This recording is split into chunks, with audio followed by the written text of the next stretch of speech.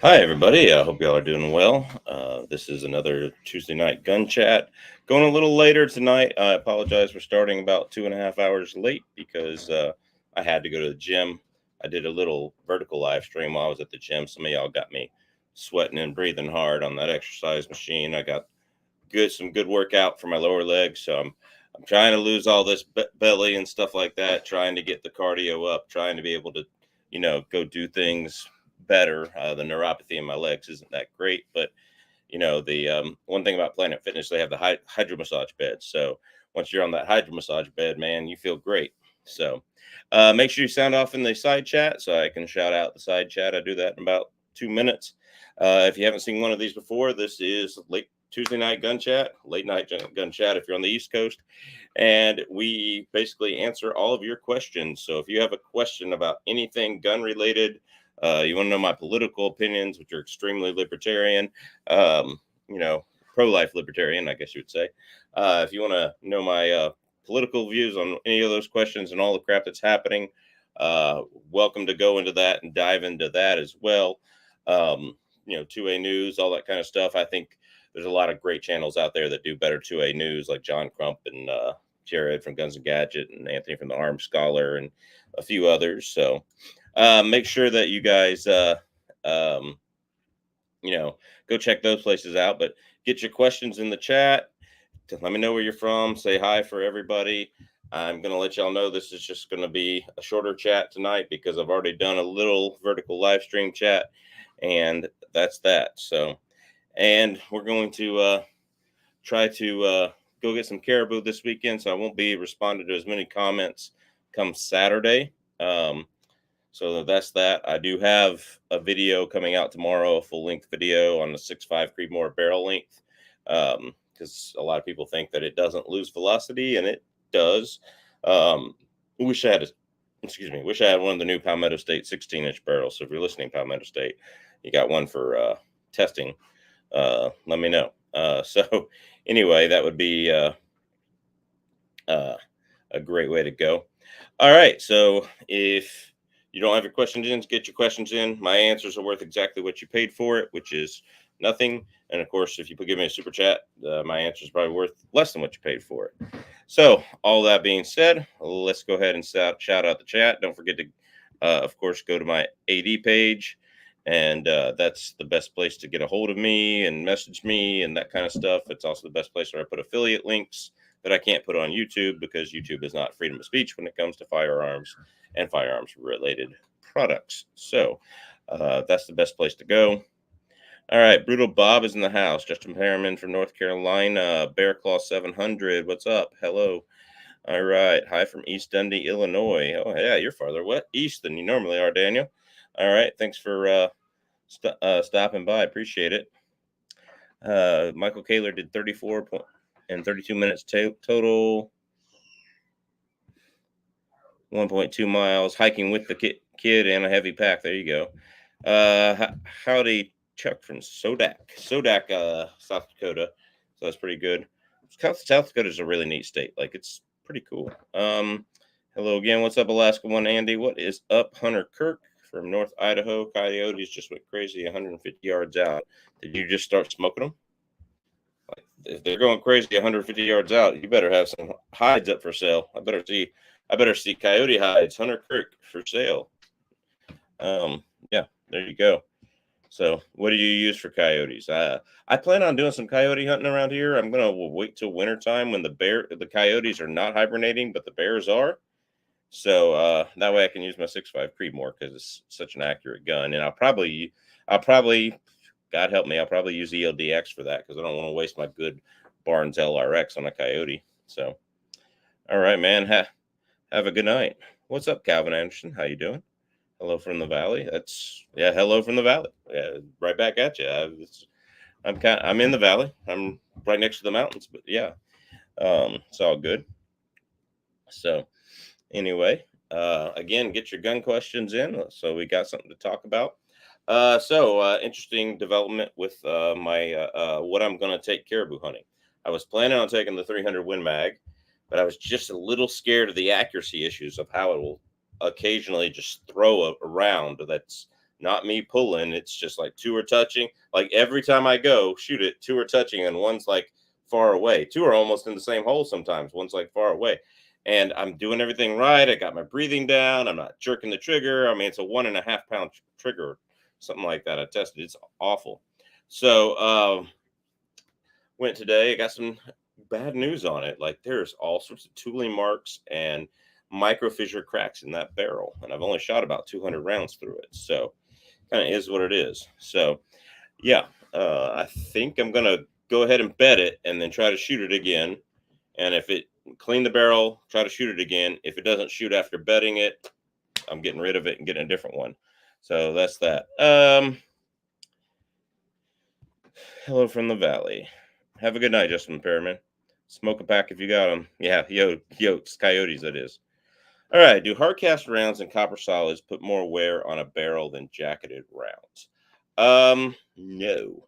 In fact, hardcast is softer. Even really hard hardcast is softer than the jacket, and that is a copper jacket, by the way. So it doesn't matter if it's a copper solid or a jacketed bullet. If they're the same length, they put the same wear and tear on the barrel. Now, that being said, copper is usually longer if it's a solid copper, because copper is not as dense as lead. It's harder and less brittle, but it's not as dense as lead.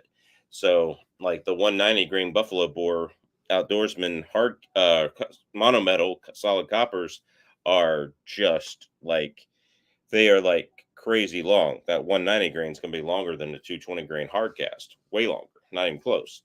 So yeah, solid copper is the hardest, as Michael Kaler is saying right here. That is absolutely right, true, and correct. But kind of is what it is. I would say that, don't worry about it. Nobody's going to shoot enough of them to really notice the difference. But the whole idea about hard cast is it does let up the barrel faster, so you'll get more debris and stuff in the barrel than you would solid coppers. But as far as wear on the barrel, no. Wear on the barrel is going to come from speed and friction. That's what wears the barrel down, is the friction. So the longer the bullet, the faster you have it going, the more friction there is. You can have that, little 100 grain 10 millimeters barely sitting in the case, that it's going to have less friction, even though it's going significantly faster, because it's just, by the time it causes any friction, it's gone. So there's that. All right, Powerful Preps, how you doing, brother? Favorite ammo brand? So I like what works in whatever gun. So I like, my 7 mag shoots my hand loads the best. My 6.5 by 284 shoots my hand loads the best. So I would say my hand loads are my favorite ammo brand, because I can control them, and I can put the exact amount of powder in there, and I can control how long the round is to fit that chamber. When it comes to like 10 millimeter and stuff like that, I can control how much power I want. Do I want to load these to max, or do I want to back them down a little bit so they'll penetrate more and not, break open as fast? So my hand loads are my favorite ammo brand. All right. And if you're not hand loading right now, don't call yourself Powerful Preps, because you should be down there in the basement pulling that handle prepping. If you're prepping, if you're not hand loading, you're not a prepper. So just calling you. I don't know if I'm calling you out there. I don't mean to be rude or anything like that, but like, a real prepper would be hand loading all of their ammunition, because that's the best ammo brand. That's the one who can fix the ammo and can get the ammo and that kind of thing. I have some guns that love Federal. I have some guns that love Winchester, even though I think Winchester sucks and their, standard deviation is bad. My favorite bullets are Barnes bullets, but that doesn't mean Federal Terminal Ascent isn't a good bullet. So like, it really depends. In general, I don't like Hornady bullets. Their CX is a great bullet. Their ELDX is a terrible hunting bullet, but it shoots the best in my Bergara HMR. So I'll probably use that coyote hunting or wolf hunting this winter. So there's just so much stuff there that you can't really nail down an ammo brand. That's not what I would do. I would say if I were stocking up on like 10 millimeter, I would stock up mostly Underwood. If I were stocking up on like 30-06, I would stock up mostly whoever made a full metal jacket. So probably the American Eagle Federal. I mean, so it really just depends on what you're trying to do with the ammo, and stock it up. I would say for the bang for your buck, you get a lot better ammo with PMC bronze. those X-Tacs than you do with like Winchester.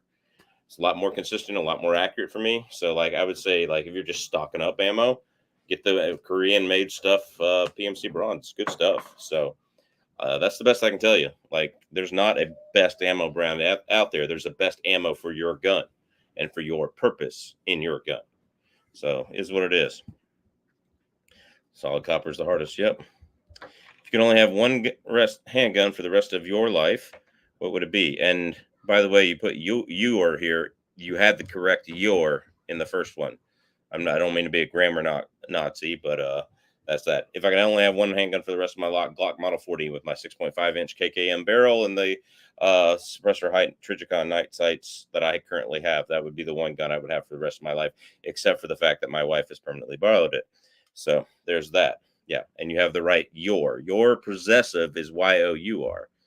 Your Y-O apostrophe R-E is U-R. So, you know, that's a subject and verb. Your is not. It's a pronoun of some kind. What's up, Intimatic Glitchin? How you doing? Great channel. Everybody go look at him. I think there's a bigger moose than mine, so everybody go watch him. So what's up, American Ammo and Firearms, man? Let me know if you want a link to join. It's been a while. Ever heard of the 38 millimeter Remington Wildcat? I think I have, AD. I think I have. It's cool. I think Wildcat rounds are cool and they all fill a niche. I wouldn't buy one simply because like I like to have caliber stocked up, but you know the closest thing I have to a Wildcat is the 6.5 by 284. So it is what it is. Have you found any online company that will ship powder or primers up here to 8K? Yes, Natchez will do it, but you've got to call them and arrange the shipment. And so basically, they'll either ship it air, and if they can't do that, and you're going to pay out the wazoo for it, they'll either ship it air, or you've got to arrange it to be shipped to Carlisle, and Carlisle will ship it up here for you. So Carlisle is an importer-exporter. So I would say go that route. Let me know how it goes because I'm interested in doing it myself. So, all right. Which rifle are you taking caribou hunting? Which hand loads will you be using? So that's what I want y'all to guess tonight. This is the night's guess question. Okay. The first one to guess it right gets a golf clap. Anyway, I appreciate that. So what rifle am I taking caribou hunting? I'll give you a hint. I've got 3 rifles that I consider lightweight rifles. I carried in a medium weight rifle last year, and it was fine. There was nothing wrong with that. But I had some issues with my 6.5 by 284 on working the bolt, and so those are not what I would call solved yet. I think it is an ammo issue, but it is what it is, and so I have 3 lightweight rifles. So if you can remember what I have from the channel, who can ever guess, we can play 20 questions if you want to. Whoever can guess what rifle I'm taking caribou hunting, and then we'll talk about the loads I'm taking. But you got to take the rifle. Get the rifle first, David Martin. All right, and Michael Kaler, you can't guess since I've already told you. Don't go down there and guess. Michael Kaler. All right. So, thanks. I appreciate that. Yep. When hunting in the mountains, does aiming uphill or downhill change your aiming if you're zero the rifle on level ground? Absolutely, it does. There's a formula for it. If you look up, there's a great book called The Ultimate Sniper, and it's made for law enforcement snipers. But it tells you all those formulas in there. And even it was based when most snipers or precision riflemen were using 308 still. So there's a lot of information there, but I would go pick that book up in cash at a local store. It's not one I would order online and put your name put on a list, especially these days. But it's a really good read and gives you a lot of good ideas, and there's a lot there. So I would definitely do that, and you can get there. The other thing you can have is you can have a rangefinder that takes the angle for you. So my rangefinder, if I'm downhill, it is actually recording not the direct line of distance, it's recording the hypotenuse of the triangle. So your bullet's going the hypotenuse of the triangle. My rangefinder is doing the base of the triangle. So if you do that old Pythagorean theorem, a squared plus b squared equals c squared, well, the c up here is your bullet path, but the b down here is the distance the gravity is pulling on the bullet. And that's why there's a difference in shooting uphill and downhill significantly. Michael Kaler and I stretched my 17 HMR out to like 700 yards one day. We were shooting mud puddles in the swamp at 1,700 yards. It was windy. I'm aiming like 19 feet to the left to hit a mud puddle, but like it was interesting, the drop, because the drop was way off from where my holes were. But if you've got something, that's why I like the Sig Kilo rangefinders, because if you've got something that gives you that angle management, you're not going to be that bad. So anyway, we got a new guest joining us here. This is American Hillbilly Up. This is Mike. Everybody say hi, Mike. So hey, how you doing, buddy? Good. All right, I'm gonna turn my headset down a little bit. All right. Too loud for you? Sorry about that. Oh, no problem. No problem at all. Mike, you want to take a second, tell everybody at your channel and what you do? Yeah, buddy. So name of my channel is called Hillbilly Up, and that's my gun channel. And just we do some reviews and stuff, but most of all, just like to have fun. I mean, just like to do some entertainment for people, and so I just care a lot about our Second Amendment and enjoy doing some videos and then all that stuff. And then of course I do a live stream too. That's Guns, Beer, and Therapy. It's every Saturday night, 9 o'clock Central, 10 o'clock Eastern, and it's right here on the Hillbilly Up channel. And That's 6 o'clock Alaskan, just so everybody knows. Yeah. We're a little bit behind out here. Yeah. Well, good seeing you, buddy. You too. How you been doing? Doing good. Busy. Doing busy. Had a sick kid yesterday, so I didn't get to do anything. Oh, no. And then she's feeling better though. 2-year-olds and 1, 2, 3, 4-year-olds, when they're sick, man, it just makes you feel awful because they can't tell you what's wrong, and exactly. It makes you feel awful. So kind of is what it is. So we're just answering people's questions tonight. So if you've got an answer for any of these, let me know. So we're going down here. Barnes Copper bullets are great. I prefer the TTSX and the LRX over the TSX. Make sure it's the tipped one. The LRX, I prefer. It's going to expand. Like the LRX is going to expand possibly too much. I've had them expand, break off a pedal, and turn. Of course, they turned right through the lungs up through the spine, so that knocked the caribou straight over. Anybody says a 6.5 Creedmoor won't knock a caribou arrow over? Yes, it will. So put her on the ground, but that is what it is. I love Barnes Copper. It's the best bullets you can buy, in my opinion. But there are other good bullets out there. So, you ever use Barnes, Mike? No, I've not done any reloading. That's something that I'm going to be getting into really soon. I like all of it and everything, and I'd even like to get into starting to cast my own bullets there and everything. Absolutely. It's just been so busy and everything. Most of the stuff that I shoot is all store bought, and so I have certain ammo that's been proven and tested, for me around here. And so I live in Ozark Mountains, and so we don't get a chance to shoot a long distance around here.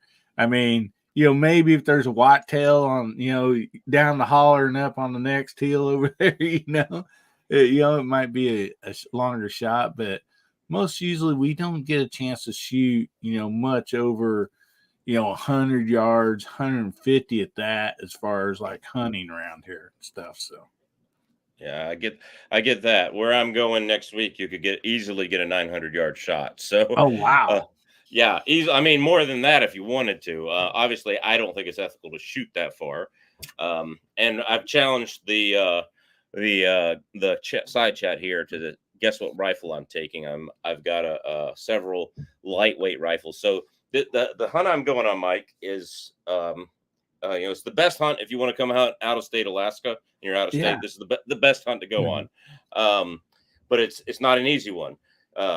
So basically, what we're doing, what my fat butt is doing, is we're parking at Pump Station 2, which is about 45 miles south of Dead Horse. Dead Horse is the farthest you can drive in Alaska north. There's Oh, a wow. there's an oil town called Prudhoe Bay above it, and then you're in the Arctic Ocean, right? And so it's a 2-day drive from my house. People don't understand how big Alaska is. I'm driving to the north coast of my state, northern border of my state, and it's a 2-day drive. If you ever look at a map of Alaska superimposed over the lower 48, where I'm going is in Minnesota, and where I live would be, southern Arkansas, like the flat plains. Like Oh, that's wow. if you look at a map of the Alaska superimposed over the United States, the Panhandle where Juneau is, that goes down into Georgia and Florida, and the Aleutian Islands stretch to California. Like they're that far apart. Like it's that Alaska is that much big, you know. It Uh, it's big, no it's doubt about huge. that. I like to tell Texans, everything's bigger in Texas. And I like to comment back on them. I like to say, yeah, but you can cut Alaska in half and Texas would be the third largest state, you know, um, you know, yeah. And you can literally fit California, Montana, and Texas in the square footage of Alaska. So that's what it is. So anyway, Wow. I got asking here about a Browning X bolt. I know a lot of people have had good lucks with Brownings. I've had some accuracy issues with the 270 that I had, and that's why I hate the 270 caliber. It's the throat erosion, like that barrel that they had. I had to load them to catch up with the lands. I had to load my loads longer than the magazine in order to catch up with the lands, so I could have tighter groups. So I wouldn't buy another Browning in general. I almost did when I bought the Weatherby, and I decided about the Weatherby, and I was like, now I'm having the same issues I had with the dang Browning with this Weatherby. So we'll see how that works out. Weatherby Vanguard. It's So $1,000 Weatherby. I could have saved 400 bucks on a Browning. so on your trip, like there's no four-wheeler side by side, none of No, that. this is a walk only. And so what we're doing, because caribou are bigger than deer, you How can't in the just world drag do you them out. carry your cooler full of beer? You don't. So yeah, and I don't really drink anymore, so that's a good thing too. No offense to those who do, but like I just don't do it anymore. Yeah. I know there's several people probably having a beer watching the show now. They probably have to listen to my voice, but um, kind of is what it is. But no, so what I'm going to be doing is we're going to be walking up over this huge ridge down in this valley. You have to be 5 miles off the center of the road before you can fire a gun because Oh, wow. the oil pipeline's there. Yeah. And the oil pipeline's decently made steel, but I don't think it's not AR-500. It's not going to stop a light caliber Exactly. round. So um, Yeah. you have to be significantly away from it, and both you and the caribou you shoot. So if you're right at the border and shoot backwards, you know you're kind of risking it there. Both you and the Mhm. caribou you shoot have to be across that 5 mile boundary. Wow. And the path we're going to take in. Now, the biggest question is how do we get the meat out? Well, I just released a short on it, by the way. I have several pack rafts. So these are lightweight rafts. They're kind of meant for the hippies that like to go mountain biking through the mountains and then find a lake Mhm. and cross it and go mountain bike some more and then climb this and raft down a whitewater stream and all this kind of stuff.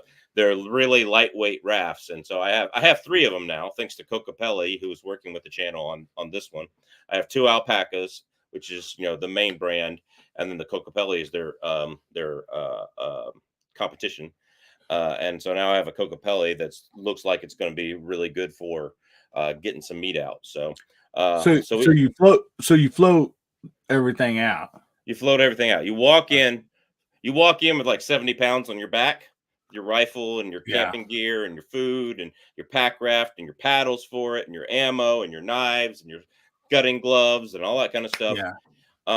You walk in with that on your back. So it's like 70 pounds, 55, 70 pounds, depending on how much you can get it condensed. And then on the way out is 0 pounds on your back. You know, Yeah. just sitting there, in waders or, whatever you want to do and go. So, Cool. yeah, it's a good way to hunt. I've done it successfully. I've done it twice now. Well, fully one time. My wife's caribou in Unit 13, which we didn't have to be that far off the road in Unit 13, but they closed Unit 13 because a lot of the caribou died over the winter. The last 2 winters, Oh, it's wow. closed. Like, because the last 2 winters here have been like near record snowfalls. And so they just had horror. And then after the near record snowfall in December, they've had like record low temperatures. Like the lowest temperature I saw was this past winter, which was -27, I think. So yeah, that's try getting your car started in -27. Oh man. Yeah, that would be rough. Yeah, so that's that. So So I've asked pack I've asked the mules or nothing? No, you could use pack mules on this one, but there's a river crossing that the mules are gonna turn their heads at because the current's pretty strong. It's light. Okay. I think it's low enough you could probably walk it, but I'm looking at it and the current's just like my neuropathy and my legs. Michael Kaler's going with me here. Like I he could probably do it. He's strong, but like with my neuropathy in my legs, I'm gonna go walk farther down and pack graph paddle across and let the current Yeah. take me. Let the current take me downstream, but I also get across. That's what I'm gonna do. Michael Kaler might be man enough to walk across it. I don't know. So Well, when we used to go hunt in Colorado a lot, we take pack mules sometimes, and yeah. so that's why I was just curious. All right. So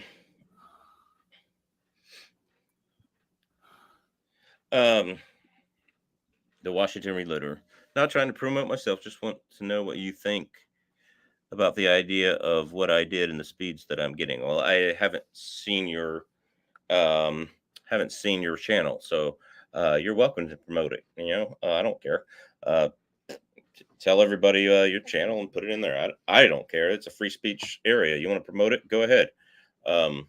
If I promote mine, when you get 200,000 subscribers, if I'm still struggling, you help promote me.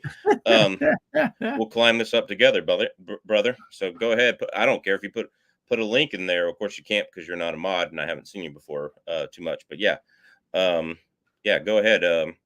If I'm not remembering the video that I commented on, I'm sorry, the Washington Reloader. So anyway, the question is out there. What am I taking on my wife? On my wife. What am I taking on my caribou hunting? I was reading somebody said my wife's 270. So we got a call 907 ammo. Yeah, there's a good question. Okay, B Johnson says 270 Winchester. Wife's 6.5 Creedmoor. Yeah, I didn't actually hadn't tested that one. That might be a good one to take to the range and double check, but the scope on it's horrible. So guess is 200 Kirk's 270. Guess is one of your 7mm mags. Savage 6.5 by 284 is my guess. Tika 270.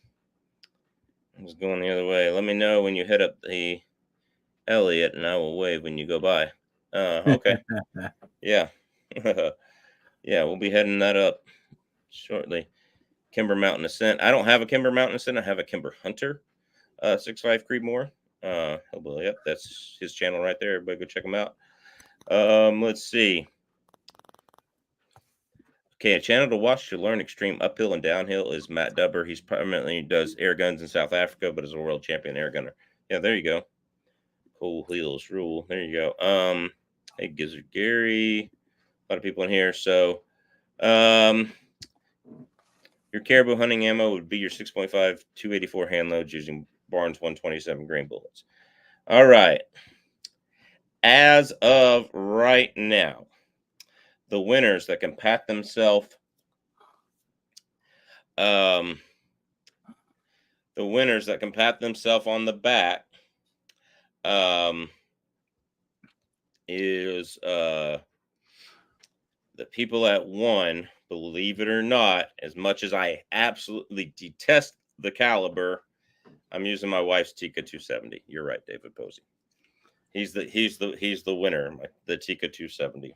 It's a T3X old hunter wood stock with the raised cheek comb. They have the new one with the non-raised cheek comb. I would never get that. The reason is I have three truly lightweight rifles. I have the Kimber Hunter, which is 6.5 Creedmoor. I have the Weatherby First Light, which is 300 Win Mag, and I have the 270 Tika T3X. Those are my three lightest rifles. The next lightest rifle would be the Savage 111 6.5 by 284 Norma. So I'll tell you how I eliminated these. The Kimber, I just haven't had enough time behind it. I bought it from Chook, and I cleaned the barrel. I've shot and got velocities out of it, but like I tried to sight it in the other day, and I just couldn't get it to where I wanted it to hit. And when I bought it from Chook, it has an Athlon 10X scope, and I have no problems with the scope. I think it's a great scope for a scope, but it's not a great scope for Alaska. I want a 1-8. I want a 1-10 on there. I want an LPVO on a 6.5 Creedmoor hunting rifle, and the reason is like a 2-10 is okay, a 3-10 or 3-9 is okay, 3-12, whatever. But you want something where you can have a low power, so that if you do get charged by a charging grizzly bear, you can get them in the scope. And so that's that. I've got a 3-12 Sig Buckmasters, is like a cheap first focal point is what you prefer. First focal plane is so I like first focal plane in LPVOs. Because you can turn them down and use them as a red dot. So if you see bear crap on the ground and several prints, you want to turn it down, turn that red dot on, and you can have it up in the ready position as you look around, so you could just throw it up and fire. And if it's a rifle, I'm firing one time. If it's close, I'm pulling my handgun out. After that, I'm dropping. I'm literally throwing the rifle, and I'm pulling my 44 out of the chest holster. That's why I was going to ask you if you're allowed to carry a handgun and what you carry. I didn't know if it's 10 millimeter, 44, or what. I typically carry both 10 millimeter and 44. Okay. I did just recently sell my Glock 20. I didn't necessarily prefer it. I gave my camera guy a good deal because he doesn't get paid for working with me because YouTube is not good enough. So there's that. But it kind of is what it is. I'm doing 270. So now I am actually using factory ammo because I haven't had time to really develop a great hand load for 270. I've actually loaded some up and haven't tested them. So I'm actually using factory ammo. So I'm wondering if anybody can guess which factory ammo am I using. So that's the next question out there. Which factory ammo am I using? So that's what's up. So I'm going to go some type of rifle in 308. I would love to use my 308, but the only 308 I have is an AR-10, and it's pretty heavy. It's about loaded. It's about, I think it's 10.5 pounds when it's loaded with a full 25 round magazine, which isn't bad for an AR-10. It's much less the 6.5 Creedmoor AR-10 I have. It's same barrel length as an 18-inch barrel, but it's really thick. That with a 25 round magazine is like 13.5 pounds. So it's not bad with an AR-10, but it is what it is. So, all right. Obviously, this would be the one I would want to have, but the 6.5 by 284 is having problems, and I've described them before. So maybe, Mike, you've got an answer to this, okay? Last year, during the weekend before I started, I got my first moose. I was hunting with the 6.5 284, and I take it out of the truck. I put a round in the chamber, and because you always have a round in the chamber in Alaska, unless it's in your backpack. And I couldn't put the safety on. I could not turn the safety on. Open it up, took the round out of the chamber, took the rounds out of the magazine out of the gun, and the safety works just fine. Okay, take it home, clean it, safety's working just fine. So I'm like, well, it's working okay, and I'm chucking around in there, safety's working fine. Okay, so hey, we got Rick here from Is Your Six Covered, man. It's a long time no see. How you doing? Good. How are you? How's it going? It's good. We're talking about some problems with the guns. everybody's wondering what I'm using for my caribou hunting trip next weekend. So, but we're I'm in- basically just answering other people's questions. You in the RV there? yeah, I'm in Homer, Alaska. Why the heck hadn't you looked me up, Wow. dude? Yeah. Cool. I've been traveling all over the place. All right, man. Well, if you're heading back towards Anchorage, give me a call. I'll email you my phone number or whatever. So, Cool. yeah. Yeah, but we're going caribou hunting next weekend, and so people are kind of wondering, like, I was trying to give them an idea. They know I hate the 270 Winchester. I'm ended up taking the 270 Winchester. So, you know, um, so here's what's happening with my 6.5 by 284. By the way, if you haven't checked out Rick's channel, go Is Your Six Covered? Go, everybody go check him out. So Rick, before we go over this, do you want to tell about your channel a little bit? Well, It's mostly about NRL hunter lately. I've been traveling the United States shooting NRL hunter matches, and then after my last match, I basically headed to Canada, check out Banff, and then so it's mostly that stuff. It's NRL hunter stuff, precision rifle stuff, basically, cool. PRS, rimfire shit. Hey, anybody still use a 6.5 284 in PRS there, or is they all gone to 6.5 PRC? For PRS, Mm-hmm. NRL hunter, you see some PRC, but for PRS, you see a lot of the Dasher BR, kind of the smaller, lighter stuff. Yeah, less powder, less kick. Yeah. Yeah, I know 6.5 284 used to be like a big match thing, because match shooters could realize they could put those BC bullets in a long action and get it going pretty fast. But now 6.5 PRC is kind of overtaken it. So, but sheep hunters love the 6.5 284. It's just flat. Of course, PRC will do it better. Anyway, so this is what's happening with my 6.5 284. It's a Savage 111. Okay, it's a cheap rifle. I traded for it. Was going to do a few videos with it, and then trade it away so I could just have a few, because I do a lot of ammo testing, different calibers and stuff like that. So I was just going to trade it away after I got done doing some testing with it, right? Well, it ended up being my most accurate rifle with my hand loads. Like, it outshoots my heavy barrel Bergara. It outshoots my, Remington 700 that I have tricked out, and outshoots my Tika, outshoots, everything else. Outshoots my Weatherby by a lot. $1,000 Weatherby. Here a rifle that was $450 new is out, back when it was made. It has the IQ trigger, but not the IQ stock. It's that old of a Savage. And the guy said he didn't fire it much, so I broke in the barrel, and then when I did some hand loads, I'm getting like 0.22 center hole to center hole on a 3-shot group. So most accurate rifle I have. So last year, the weekend before I got my moose, I'm hunting in a different area because where I got my moose wasn't open. And so I get out of the truck where me and a neighbor are scouting an area. I bolt in the round and I can't turn the safety on. Like, I put the round in the chamber, I can't turn the safety on. And it takes me several times of working it back and forth. I take the round out of the chamber. I take the magazine out. When there's no round in it, I can turn the safety on. And somehow that bolt is transferring memory of a round mechanically, of course, not, but it's transferring the memory of a round in the chamber to the safety. And I just don't know how that's possible. And so I cleaned it, double checked it 0 one night. Okay, it's good. And it didn't do it for me in the basement or at the range that day. So I took it with me next weekend moose hunting. I'm moose hunting. It's working fine.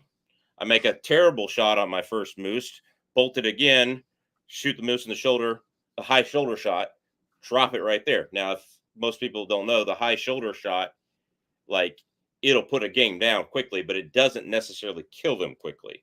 Mm-hmm. So when I cross the swamp with my waders to get to this big bull moose, I can't even lift his head up. I see him start kicking his legs. Oh. I'm like, here's the most dangerous game animal in Alaska by statistics, more dangerous than bison and bears by statistics. And I've got a wounded one in front of me kicking his leg. So I walk up to it and I'm trying to put another round in the chamber, and the trigger seizes up and the safety is not working. because I'm going to put one in, and I have to sit there and work it in the bolt. And I'm saying, I'm sorry, dude, I'm trying to get it taken care of. And I'm sitting there talking to the moose, and I finally get one. I put one through the back of his neck, right? And he's, a nice legal bull. And as soon as I get this wall finished, his antlers are going to be like behind me on the wall. It's like, nice. Like the antlers are growing out of my head. But yeah. So like, I don't know what is happening with this gun. So I took it home, clean it. I've taken it to the range. It still shoots. It's still on 0. I don't know what's happened with this gun. So I talked to somebody, and they said, try factory ammo. And 6.5 by 284 happens to have some factory ammo still made for it. I happen to have a couple of boxes. So I try the factory ammo, and it works perfectly. But the factory ammo isn't sized right, and the bolt's sticking. So it's like, yeah. Did you get that wet crossing the swamp any? Was it cold enough to do any freezing? No and no. Okay. So, but the year before, I was hunting with Bullets for Bucks. Everyone knows the Bullets for Bucks channel, I hope.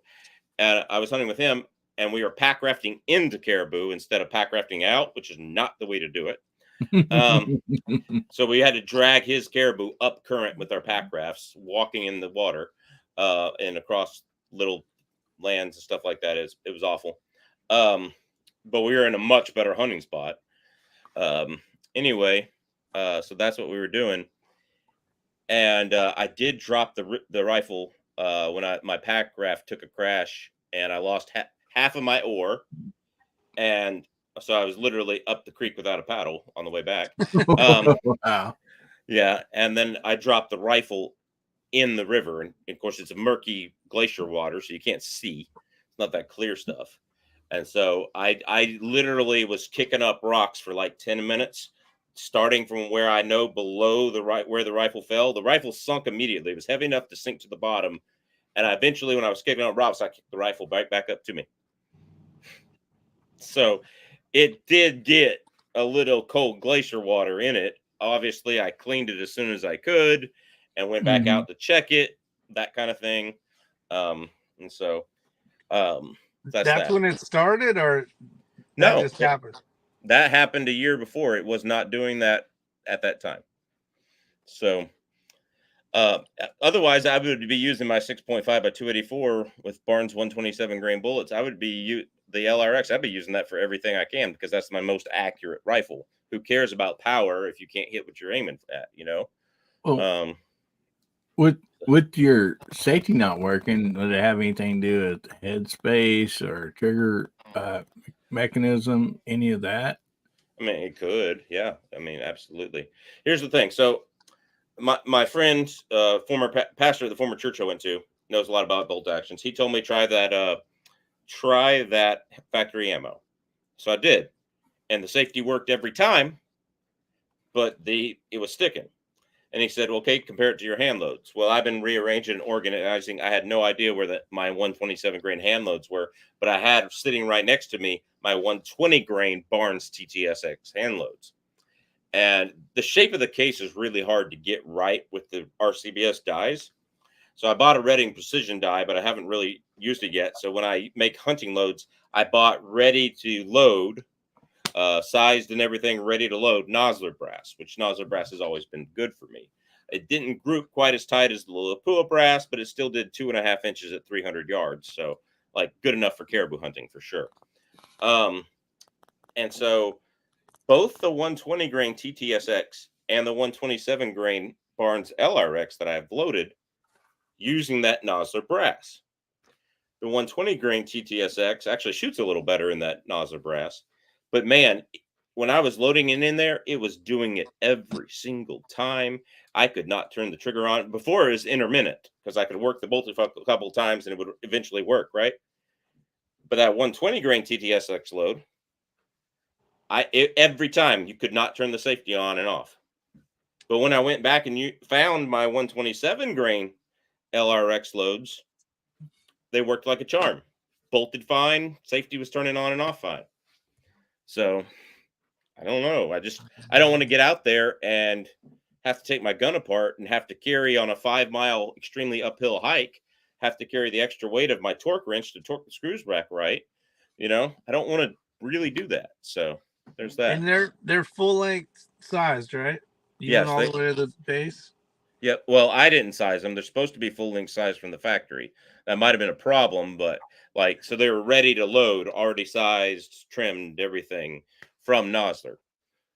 So Anytime I get new brass, I always resize it just to make sure. yeah, the problem is that the case shape and of that round is just like, if I have the die like an eighth of an inch too tight or too loose or too turned too loose, Yeah. that round won't shape correctly because it's a different angle than like 308, different case angle. So I don't know. So how does the bolt make a memory to the safety? Like, there's a round in the chamber. There's no round in the chamber. I wish I could grab it now, but we're on YouTube and YouTube's not free speech. But how does the bolt translate to the safety that there's a round in the chamber, memory wise? And the bolt closes fine, huh? It closes all the way like it normally would. Oh yeah, I've never, except on some of the factory ammo, it wouldn't open correctly, but it closes fine. Yes. And the case will come out without firing it fine. Yeah. Oh yeah. And I'm still getting sub MOA groups. Like, it's not like it's my most accurate. It's still my most accurate, consistent rifle. Huh. I don't know. Yeah. That's a tricky question. Yeah. Well, I mean, I'm definitely no gunsmith by any means, but isn't that in your trigger mechanism that your safety rides? Yeah, it is. So would there maybe an issue there somewhere? Yeah, I mean, the issue could be there. But why does it work well with one type of ammo and not another? That's the question. So that to me leads to the ammo case shape, not going into the chamber correctly. But like if it all the way closes, then it doesn't have anything to do with the round. Right. Because I don't know. Yeah, it stumped me, and I want to take it in somewhere because it's my most accurate rifle. Like, why would I not, invest some money in it? Is what it is. Mm-hmm. And you haven't taken the trigger apart to see it, or to I have clean not it, taken. I've taken the stock off the rifle and cleaned every part I could from the outside, and it was working a whole heck of a lot better until I tried just right here in my room, just bolting my 120 grain TTSX hand loads, and it was doing it every time. And then that's the same brass as the one that was working every time. So I don't think it's the brass, is what it is. If you got any ideas, give me a call. Like, I'd like to know, because I'd much rather take my 6.5 by 284 than a 270. But you can say without you've had enough rounds through it with the stuff that works to know it's not just a fluke that it was working when you happen to put the other shit in it. Not since it started doing it. No, I haven't put enough rounds in it since it started doing it.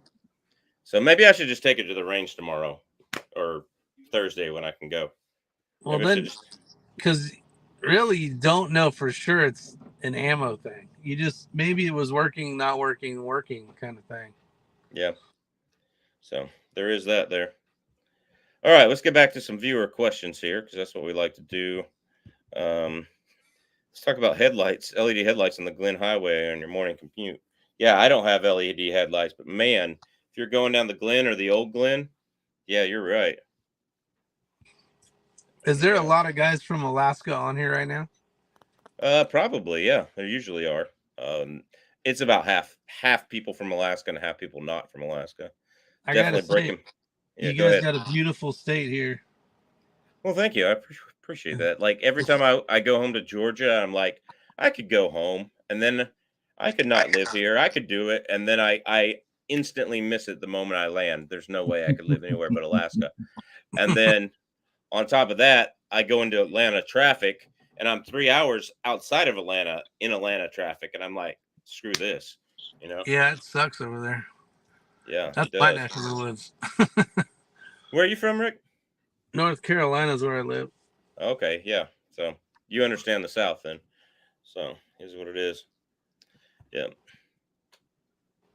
Breaking my back after getting my meat out. I heard that. That's why you hike in and pack raft out. I'm telling you, go hunt places where you can walk in, kill your animal along a stream that you could handle, not like a huge whitewater stream, but a stream you can handle, and pack raft out. Buy yourself a Kokopelli pack raft, man. I'm telling you.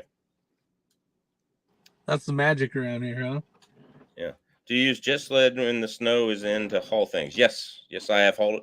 I hauled my buddy's pack and my pack and our rifles out in a jet sled. My buddy, who was in better shape than I, pulled all the caribou meat out. That was the one caribou I killed in November. It was like 16 degrees.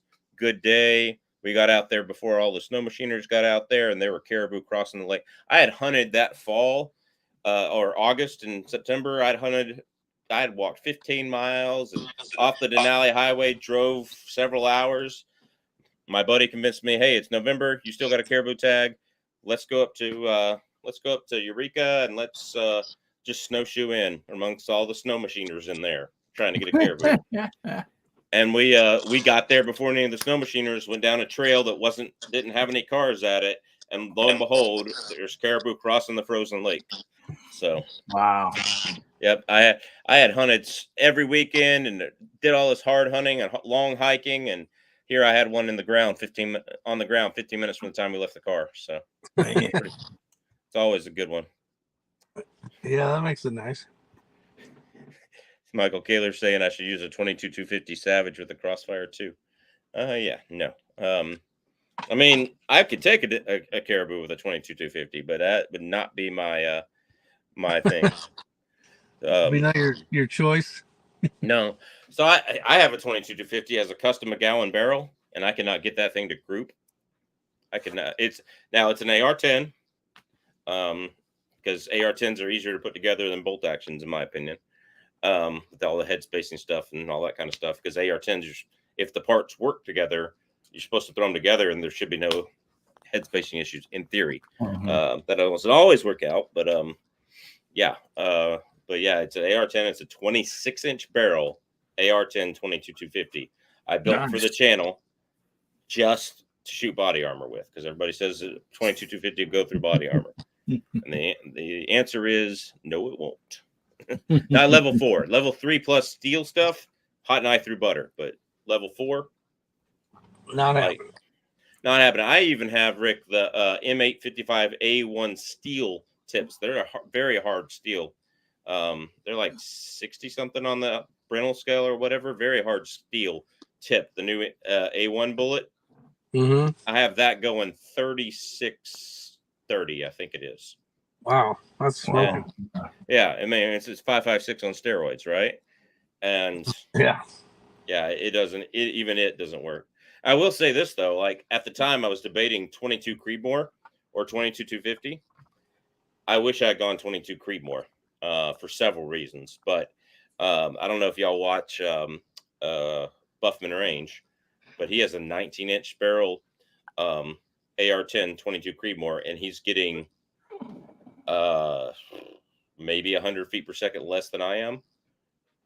So if he had a 26-inch barrel 22 Creedmoor, he'd be getting more than I would by far. I mean, he's still getting the 35 50s, 35 70s with the 62 grain. That same bullet, M855A1. He does a lot of body armor testing. He has the proper clay backer and has all the testing on it. So it is what it is. So, winning. Cool. Yeah. All right, Cheeseburger XJ has won the contest question tonight. I am using the 136 grain Federal Terminal Ascent in 270. That is what I'm planning on using for caribou. Wait till Chook hears about this, because he loves the 270. He knows I hate it. I've done a video on why I hate the 270 Winchester, and here I am. And the 270 Winchester, I mean, it's not bad. It's just 30-06 for women, So, oh, did I killed say a lot that? Of deer. It's killed a lot of deer. Yeah, down in the States. No doubt. Yeah, no doubt about that. I like 270 for deer hunting. But like the one I had, I've killed some deer with it. The one I had was just not that accurate. It's just not my thing. I've never hunted caribou or or anything like that, but around here, Hornady makes a few good rounds for whitetail and stuff. So we use a lot of Hornady around here. Yeah. Hotep said the Hornady CX, that's the best bullet Hornady makes, in my opinion. And no, I'm not using it. What's up, Joshua Grantland? Love my 308s. Yep. HSM powder puffs. He knows how I make fun of HSM because they're always chronograph way lower than what they're supposed to. So Rick, what are you doing at Homer right now, if you don't mind me asking? I'm hoping to do some fishing tomorrow for halibut. We'll see. Awesome. Yeah. Cool. On the way back, if you got waders and stuff, I think they're still running in the Kasilof River. You can get a lot of good reds. So I was up there earlier in actually it was a different river, Lenai. No. Okay. It's just north of Homer. Okay. Lenia or AI. Yeah. How do you say it? I don't know. I'm not familiar with that one, believe it or not. Oh, really? Yeah. So yeah. But wherever you see, yeah, go ahead. There was a bunch of guys with those hoops, or I don't know what they call it. What do you guys call it? What? Dip nets. Dip nets? Dip nets out there yesterday. Yeah, so dip netting is actually an Alaskan subsistence thing. Only Alaskan residents can do it, and you can't even touch the fish. Like you literally cannot handle the fish. If you're sitting at my campsite and I say, "Here, skin this for me," and the game warden walks up and sees your ID, you're getting a ticket, I'm getting a ticket. It's that way. Wow. Yeah. So, I saw a couple guys catch some stuff yesterday. But yeah, I can see that. Fill their freezers before winter. Yeah, absolutely. It's a good way to do it. So my wife and her family do what's called set netting. And you basically set a net out in the water on the beach before the run into the river starts. And that's the way to fill up your freezers, to get a set netting permit. But they shortened the season this year because of the number of fish. And now they have a record number of fish. They just didn't get the fish in as early as they're supposed to. So they shortened the season from 10 days to 5 days. And we had the best per diem we've ever had. And that sucked because we only got 207 fish instead of like 400 something, but that's split up about between 3 or 4 families and people that all go out there and run that. So we didn't have enough to really fill up our freezer. I think we got 2 cases of canned salmon because her mom and her grandmother sit there and can it all day long once we fish it. And then we took like 7 or 8 fillets. So kind of is what it is. Yeah, I'm learning all sorts of cool shit out here. Just different stuff, Alaska's one of those states you could visit 100 times and never see everything, Rick, I agree with that. Rick, I'd like to ask you something. Have you run into anything that surprised you, like as far as animals go? No, when I was in Denali National Park, I got to see a lot of cool shit. I saw a wolf, the grizzly bear, moose, caribou, and what else did I see?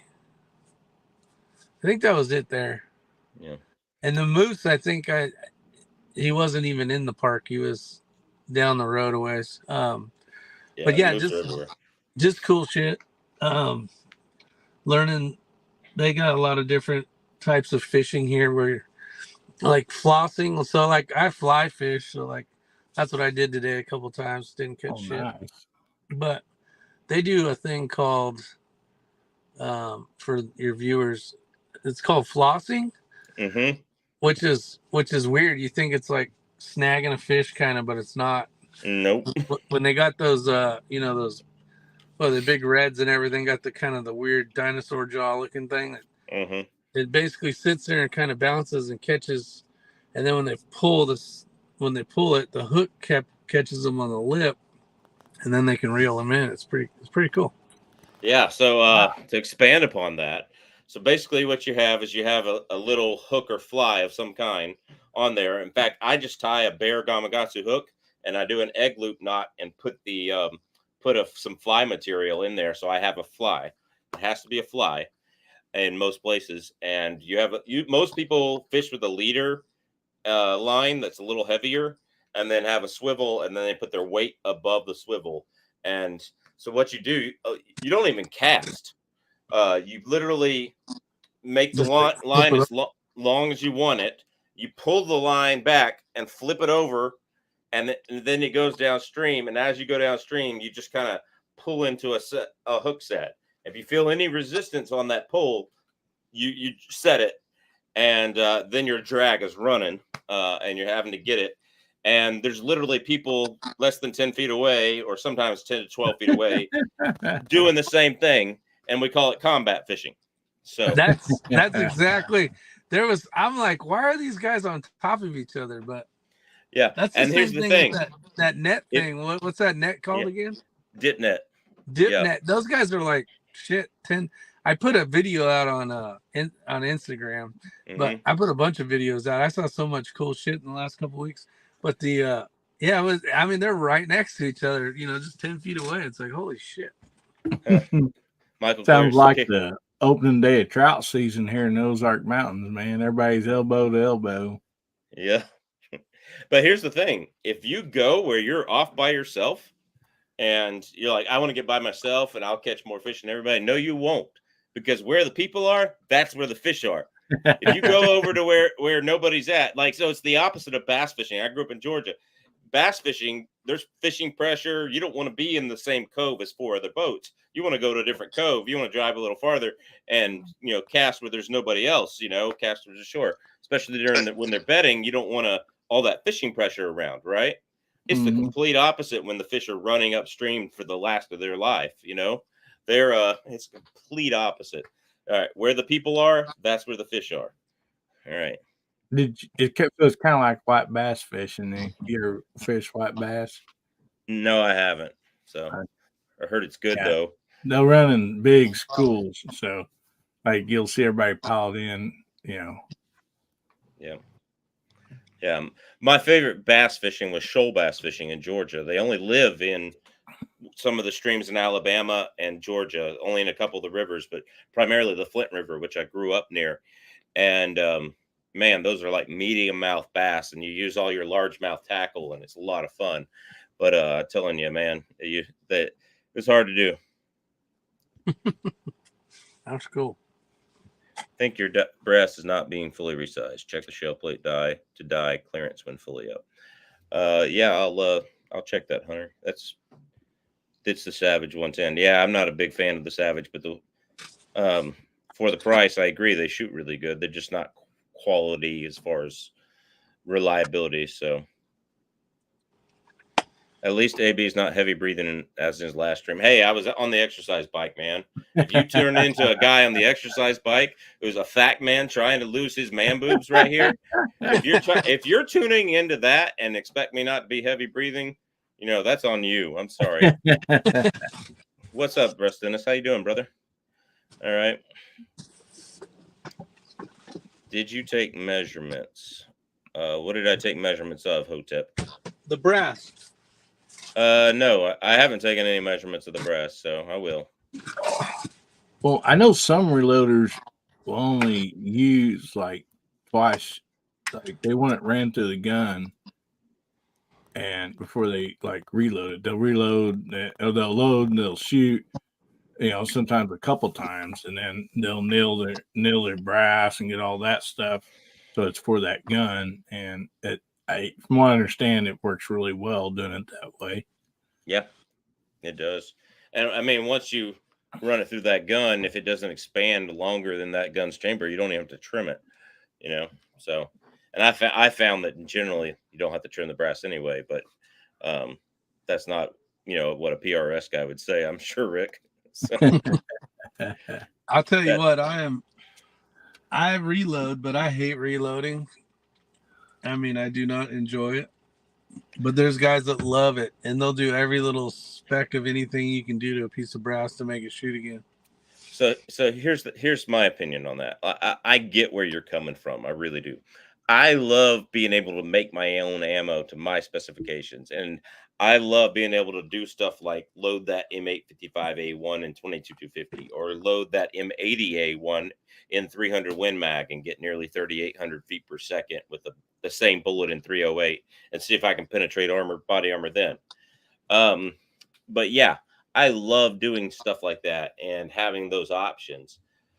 But if I could just buy stuff off the shelf that had a 15 a standard deviation of 15 feet per second and shot 3/4 inch groups or less all the time, I would, because then I could spend more time with my kids. They're like going to bed right now, and I'm not there for it right now. Of course, I'm cleaning my reloading bench and everything right now, and cleaning everything up in this room and trying to get it to where it's supposed to be. I shot all factory ammo this year. I didn't even deal with it. I shot burger and called it done.